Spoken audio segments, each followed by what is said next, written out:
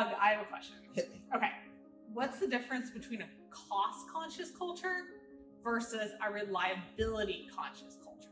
Yeah, good question. And so let's use like a real practical example, Okay.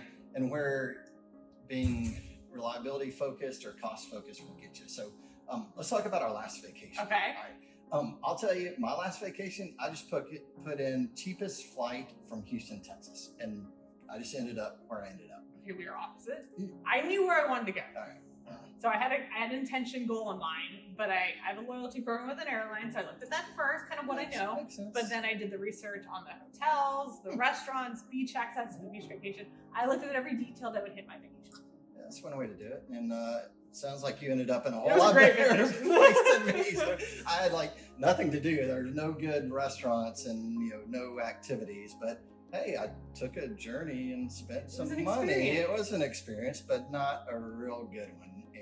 And so I think that's the difference that our clients would see is that if you're cost focused, you're just going to focus on cost and cut cost and take the lowest price option.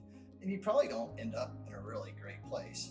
Being reliability focused, you end up in a great place, high availability, low cost. And it does require that culture of planning and discipline and all the activities that go into being highly available, low cost. So, and the neat thing about the Solomon RAM study is that we have over 10,000 units in the study. So we've seen the journeys that a lot of people have taken, and there's the good, the bad, and the ugly. We see those that are cost focused and they don't end up in a good place. We see those that are reliability focused and they end up high availability, low cost, sustainable operation. Really good place to be. Great. Thanks for the explanation. All right. Thank you.